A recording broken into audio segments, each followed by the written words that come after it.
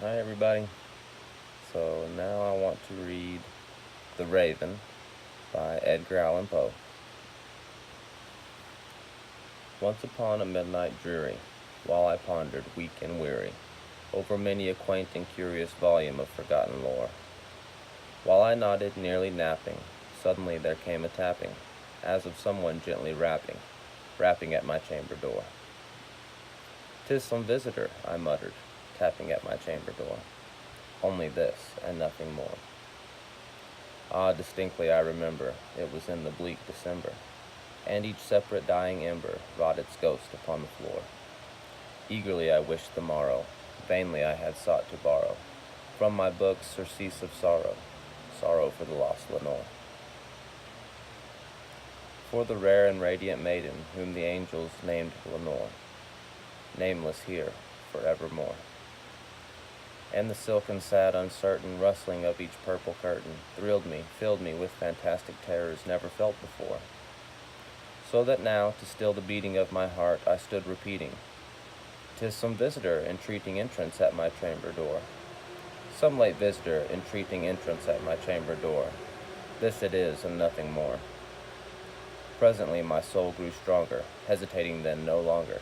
"Sir," said I, "or madam, truly your forgiveness I implore. But the fact is I was napping, and so gently you came rapping, and so faintly you came tapping at my chamber door, that I scarce was sure I heard you. Here I opened wide the door. Darkness there, and nothing more." Deep into that darkness peering, long I stood there, wondering, fearing, doubting, dreaming dreams no mortal ever dared to dream before. But the silence was unbroken, and the stillness gave no token, and the only word there spoken was the whispered word, "Lenore." This I whispered, and an echo murmured back the word, "Lenore." Merely this, and nothing more. Back into the chamber turning, all my soul within me burning. Soon again I heard a tapping somewhere louder than before. "Surely," said I, "surely that is something at my window lattice. Let me see, then, what thereat is, and this mystery explore. Let my heart be still a moment, and this mystery explore. 'Tis the wind, and nothing more." Open here I flung the shutter, when with many a flirt and flutter, in there stepped a stately raven, of the saintly days of yore. Not the least abstinence made he, not a minute stopped or stayed he, but with mine of lord or lady perched above my chamber door. Perched upon a bust of Pallas, just above my chamber door, perched and sat, and nothing more. Then this ebony bird beguiling my sad fancy into smiling, by the grave and stern decorum of the countenance it wore. "Though thy crest be shorn and shaven, thou," I said, "art sure no craven. Ghastly, grim, and ancient raven, wandering from the nightly shore. Tell me what thy lordly name is on the night's Plutonian shore." Quoth the raven, "Nevermore." Much I marveled this ungainly fowl to hear discourse so plainly, though its answer little meaning, little relevancy bore. For we cannot help agreeing that no living human being ever yet was blessed with seeing bird above his chamber door, bird or beast upon the sculptured bust above his chamber door, with such a name as Nevermore.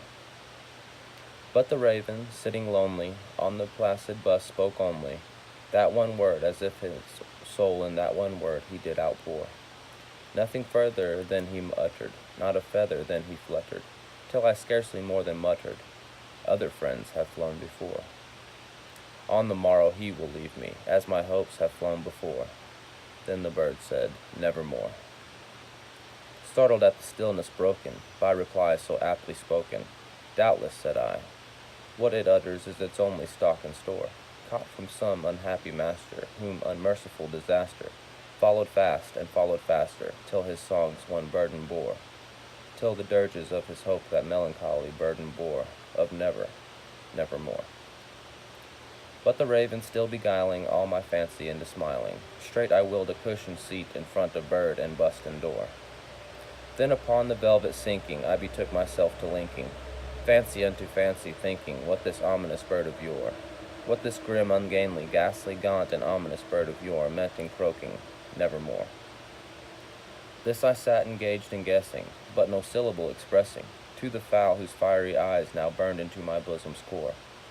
This and more I sat divining, with my head at ease reclining, on the cushion's velvet lining that the lamplight gloated o'er. But whose velvet lining,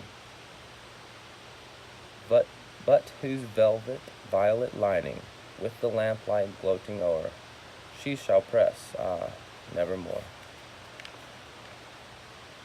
Then methought the air grew denser, perfumed from an unseen censer, swung by seraphim, whose footfalls tinkled on the tufted floor.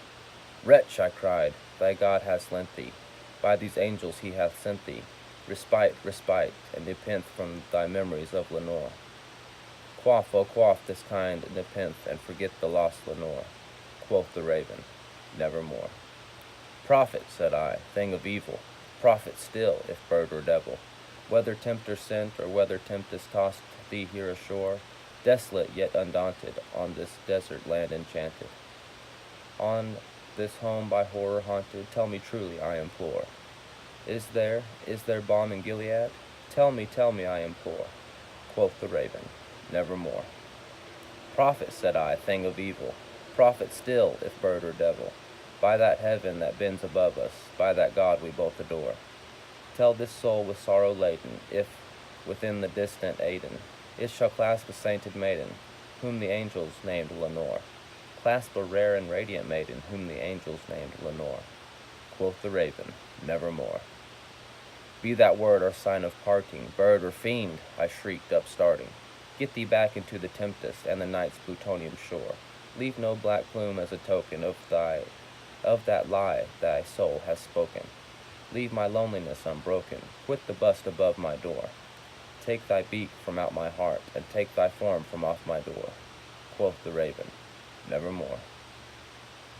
And the raven, never flitting, still as sitting, on the pallid bust of Pallius just above my chamber door. And his eyes have all the seeming of a demon's that is dreaming, and the lamplight o'er him streaming throws his shadow on the floor. And my soul from out that shadow that lies floating on the floor shall be lifted nevermore.